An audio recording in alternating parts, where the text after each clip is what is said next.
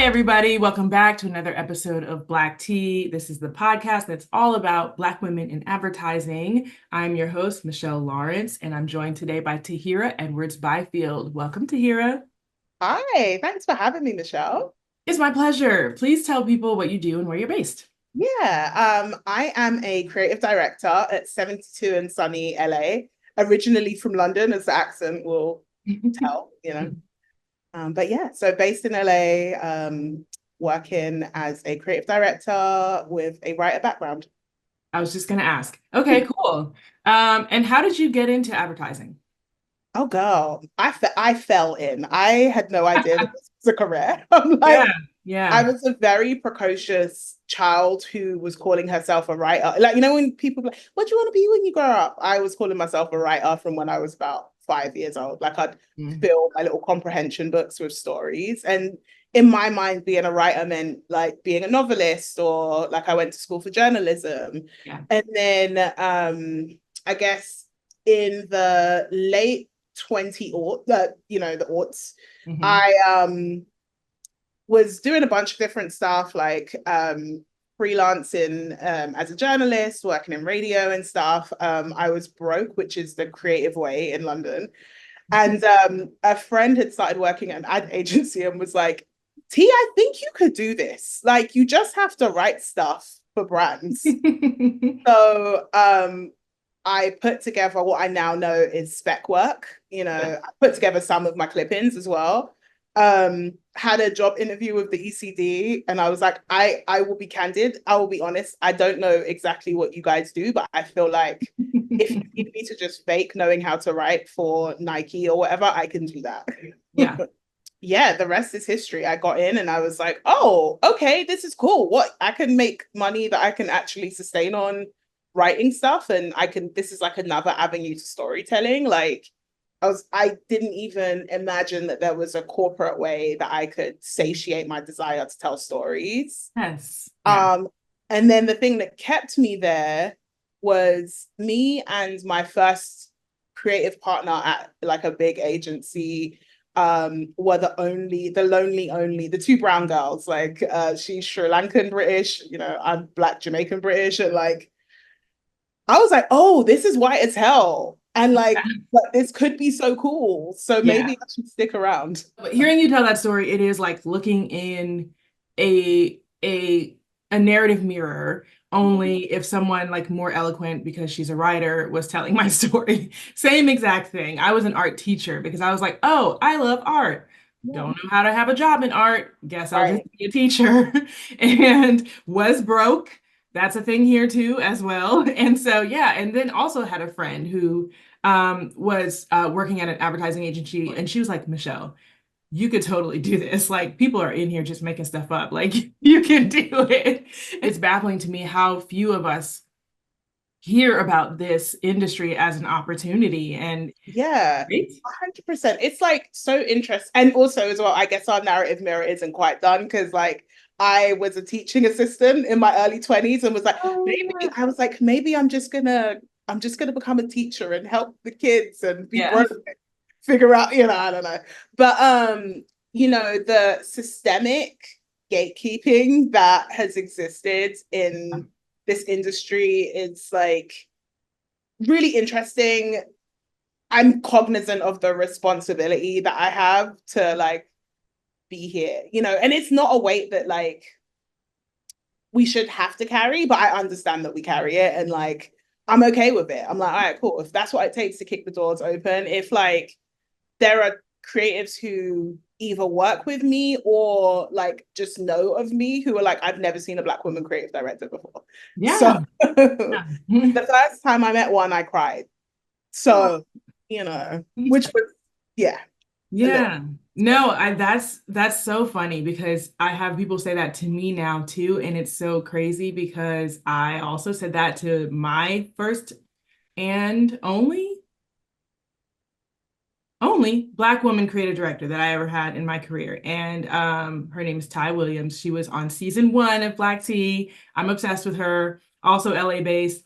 And she really just 180'd my career, honestly, because she wasn't hung up on like Black woman stuff that a lot of other people who aren't Black women got hung up on and couldn't see the value of my work or what I brought to the table because I was a little too intimidating around the clients. I was a little too aggressive, maybe stand off the corners.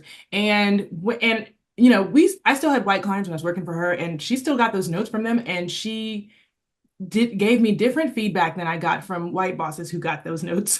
So her feedback to me was like, so don't worry about that. Just focus on the work, make sure we're doing the X, Y, and Z, blah, blah, blah.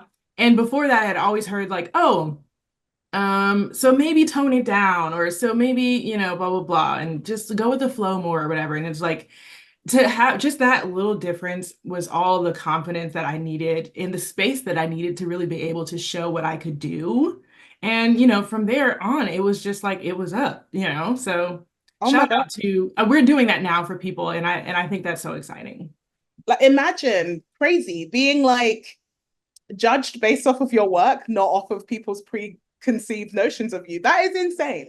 So Crazy. shout out to Ty Williams for being the person that Yes. could, and I'm sure has had to filter so much, you know, bullshit in her in her career that she was able to be a mentor in that way to you too. You know, Yeah, we're all just like sweeping the trail a little bit more. I love it. exactly that. Okay, so as a Black woman, how do you feel like your unique experience has sort of affected the way you approach creative direction specifically? Yeah. I mean, I think it is a superpower to be in these creative corporate spaces and just bring a point of difference. Like I'm like, creative gets better when we are taking in more perspectives to shape the work. Hmm. So I think a point of difference that I get to bring is not just my identity, but I've also been like steeped in DEI work for many years as well. And not even before it had the label of that, I was just like, Yeah. oh, that's weird that we're not empathetically considering other points of view. How about we just do that? So Yeah. I think I think you know, I'm able to bring that nuance and that understanding to the work. Like I'm always looking at any creative brief, any like strategic brief we have, and I'm like, okay, like where's the opportunity to tell a story that includes people that we don't normally get to see on screen, and that doesn't just mean like putting Black people Yeah. in the picture, right? It's Right. just yeah, a holistic look at like okay, like um yeah, how do we just diversify the space and consider that our worldview is shaped by advertising and has been for so many years, as much as like, you know, even I'm guilty of trying to skip the ads. Yeah. It still shapes our worldview. So I'm like, there's a lot of influence there, and I'm just aware of that. And I think I try and bring that to the table through my work. Yeah, I love that. What did you have to leave behind to see the success that you've seen so far? And what did you have to pick up? That is such a great question. I had to leave London behind. Oh. And you know, like London's a cool city, and there are Mhm. so many people who have made a way in London. So this is obviously just my story, right? But like, especially stepping into advertising, now it's shifting. There are like incredible creative leaders over there of color. But I was like, oh, I just kept seeing again and again that like the glass ceiling was, you know, when they say like the floor is lava, Yeah. like or whatever the saying is that's around, the bar was hell. And Yeah. so I just felt, my God, if the ceiling was here, it just seemed to go down the more um I I was trying to ascend, and I felt like there were forces around me and people around me being like, okay, don't get too big for your bridges, like stay in your place. Hmm. And moving stateside a decade ago, like um obviously we're not free of biases here by a long shot, like, Yeah. but I think there was at least a conversation around some of that, right? Whereas I think England, the UK really worked hard to not look themselves in the mirror, and they're really like caught up in revisionist history, particularly around like in corporate spaces around corporate racism and things like that. Are you So sure you're not talking about the United States? I mean, like as I always say, I'm like Same the thing. United Kingdom taught colonialism to the US. Even the US True, y'all are the OGs. yeah, I'm like even the US had to seek independence from it, right? So it's like definitely two sides of the same coin, but at least in my experience for creative specifically, there's lots of jokes about like how all of the Black Brit actors learn a good American accent and come to the States to get all the work. Yes. It's Yes. like there's a reason why, right? Because there's limits to, and while that's shifting because of a force of really talented, creative Black people in the UK, there are still so many guardrails and like blockers. So my experience, especially like being 15 years into this industry is like I had to come over and do it a different way and like break the glass ceiling. The glass ceiling was a little higher and I just kept going until I shattered it. Yes, love it. And then what did you pick up? What did you have to pick up to see the success that you've had? I had to foster was a real deep rooted sense of self Yes. and a sense of like unshakable belief in who I am and not like, I guess, not having any not being worried about like outside forces to that, like being like, no, I am who I am. And my belief system is my belief system. And like, I had to stay true to that. And that has been the force that sort of like helped even attune my intuition around. Yeah. And I imagine that becomes even more important, but also difficult to do when you're so far away from home and what Yeah. you identify as your anchors, your roots. Yeah, definitely. There was some deep work that happened when I first moved. Definitely some mini crises, but we got through it. We here. Love that. We did it. Okay, so you have a well-rounded life. In addition to your advertising career, you're active in Three's a Crowd. I want to hear about plantain papers. And you're a yoga teacher. Like, okay, I love that, because this work does take a lot. You're putting things back in to yourself to keep yourself active and also just like energized and feeling good and interested in the world. But I got to know about plantain papers. Please unpack that for people. Tell us what it is and like how you ended up in that space. Yeah, so plantain papers. I say plantain because my family is Jamaican, but I respect plantain as well. No, Because it's just I'm anyway, super American. It's okay. no, it's funny because like it's so playfully divisive between the diaspora, like Yeah. around like, West Africans will be like, absolutely not, it's plantain, Yeah. relax. Mhm. And West Indians and Caribbean people will be like, no, actually it's plantain. It's not don't walk up a mountain, you walk up a mountain. So, Yeah. Added Anyway, to the diaspora wars going through yes, stuff. yes, exactly. Like it's as topical an issue as like who makes the best jollof rice. Like it's really fun. But Okay, so plantain papers.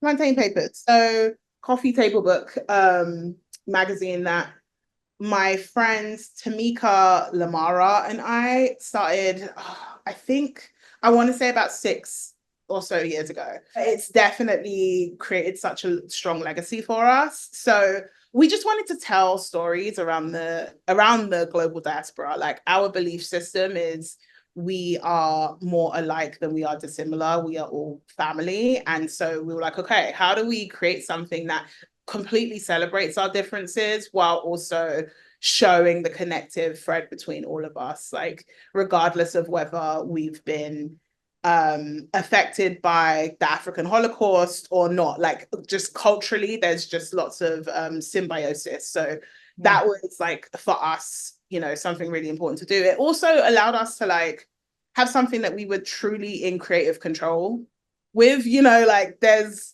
no client, like we were creating stuff because we felt like it was important for the community. So yeah, across the 3 issues that we've had out, we've told so many different stories. Like our first issue told stories from Detroit to Jamaica to Ghana and beyond, so yeah, like definitely something that is still very near and dear to my heart. And yeah, really proud of my co-conspirators, if you will, on this.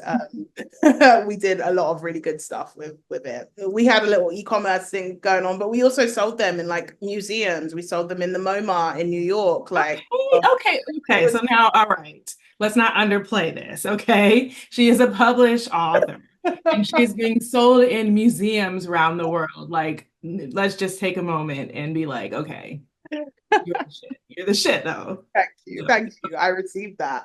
yeah. So yeah, like, again, very special legacy. It's something that I talk to like creatives about, right? Especially those of us who like found the industry, and like props to creatives who go to ad school and do it that way too. But for those of us who are just creatives who fell into this space, there's always this tension between like, just wanting to purely create and not feeling like we have time to do it. And I think while an undertaking, a lift as extensive as Plantain Papers may not be on my docket immediately, I'm constantly going, okay, the only way for me to continue to fill my cup, even when it feels like way more effort than I have, is to just find a little pocket of creativity for me to tap into. Like, we deserve it. It feeds us and it makes our ad work better. So I love when I have a creative on here. So let me indulge really quickly. Let's do the like 5 senses of inspiration. So what is something that you've seen, heard, tasted, smelled, and felt that has been energizing or revitalizing for you lately? Oh my gosh, this is such a good set of questions. Okay. Seen. Man, I got like 5 of those alone, but I'll just do 2.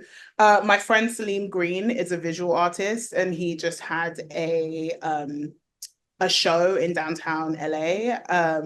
And just seeing his work and his interpretation of the world was just like, whoa, okay, very cool. Supercell on Netflix also was another one. Okay. Yeah. I started that and I was like, oh, okay, the eyes are changing colors. Is that kind of show? Let me get into it. Okay. Yes, exactly. But yeah, once you get with it a little bit more, I just like that I haven't seen storytelling around sickle cell. It just is very specific. Yes, that was really cool. I'm like, this is a superhero show that everyone can access, but it's also very culturally nuanced, which I just thought was very dope. Smell. Man, there's a barbecue joint named Woody's down the block. I mean, I've never eaten there, but every time I drive past it, that smell inspires me. That's what's up. What else did we have here? Man, so I am listening to Andra Day a lot right now. Like, she dropped a new album called Cassandra. I was never necessarily, I don't think I knew she was very talented, but hadn't really tapped in, but saw her at Hollywood Bowl. And I was like, damn, girl, I was missing out. And so her album is fire. So recommend that. I never think, because I think because we got like I'll Rise Up to Death, that like people just associate her with like the sad, like the overcoming song of the moment. So, but it's not, she does other stuff and it's good. Okay, so I'm gonna you put me on. Man, we are here because I was like, okay, the Rise Up lady. I feel it, but it's not on my everyday. That's not on the rotation, But this new album's real fire. And even just seeing her live, I was like, oh, you are so much more than like that moment in your career. Okay. Tasted. Oh, that's a really good question. There's a place called Two Homes in Inglewood.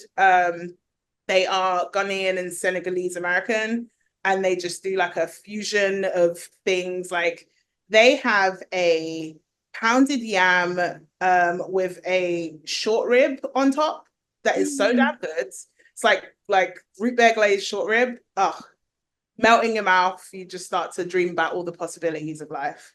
With that. And we're going. And then felt, giving my little nephew a cuddle, like feeling the babies. You just feel all the possibilities. You know, as a mother, you know, like just feeling all the possibilities. Ah, that's so well, thank you for indulging my creative soul with that question. And I really appreciate you coming on Black Tea. This has been such a good conversation, and it's so good to hear about the parallels, the crossovers, but also the differences across the diaspora of creative Black women. So thank you so much for coming on. Oh, my pleasure. Thank you for having me.